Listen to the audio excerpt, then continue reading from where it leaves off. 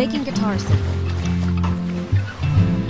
With Porrick Mather, you can do this.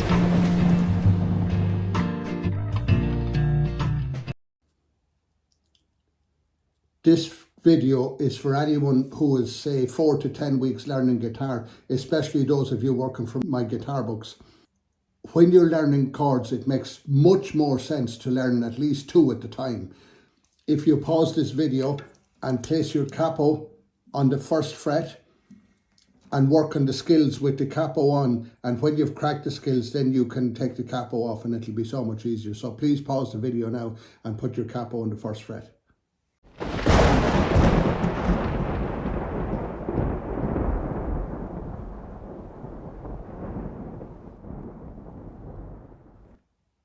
Can you bring your hand in at the back as I'm doing here? This is very important also, that you get your hand position right. And it has to stay right between the chords. If you copy what I've done coming in at the back there, my thumb is barely touching the top string on the guitar.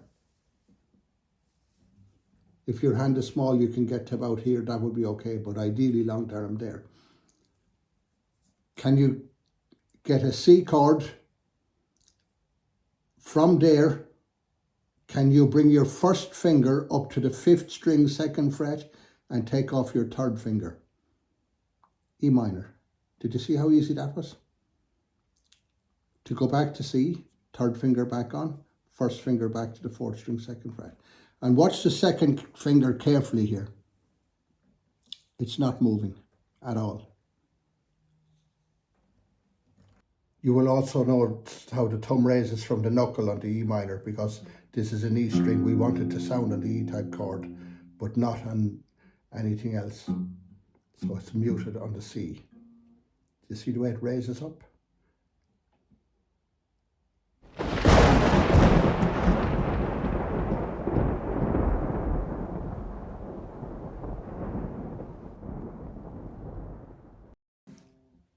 Can you now slide your first fingertip across half of the 5th string, 2nd fret? Not all of it, half of it. Again, you can hear the sound here. I'm pressing very hard as I'm doing this. If you feel you have a handle on that, when you slide across, 2nd fingertip to the 6th string, 3rd fret, middle, right in the middle of it, not in the corner, in the middle. That leaves room then for the 2 fingers at the bottom. You have 2 ways of playing G then from there. As a beginner, the easiest one is then to add your 3rd fingertip on the 1st string, 3rd fret, but you could also have the 2 fingers down here as well.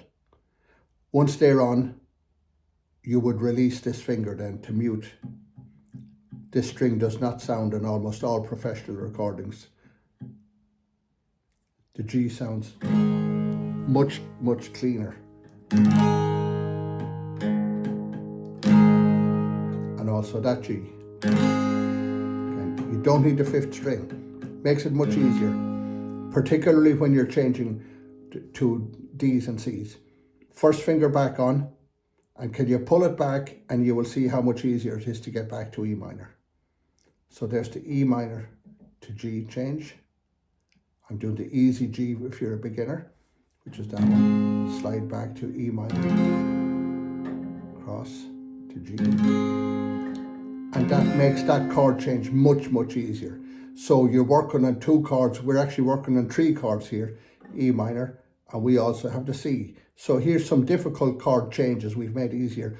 Hopefully from what you've seen here, you will continue from here on to always work on at least 2 chords at the same time, because it's what you're doing between the chords is the real art of playing guitar well. You'll see the very good players, how simple they make it, whereas the people who do not do it, they kind of look like this: 1, 2, 3, 1, 2, 3, instead of 1, 1, 1. Even the bar chord, 1, back to C. Looking at the position from behind the guitar here, you might notice all through this lesson, this hand has not moved.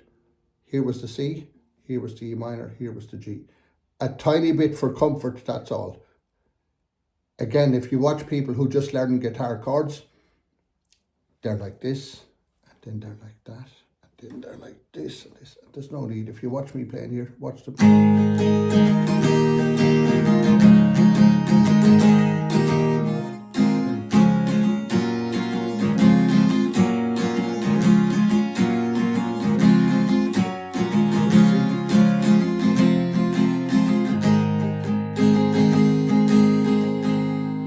This hand is hardly moving. It just pops up from the knuckle just for E-type chords. That's all for today. Thank you for watching.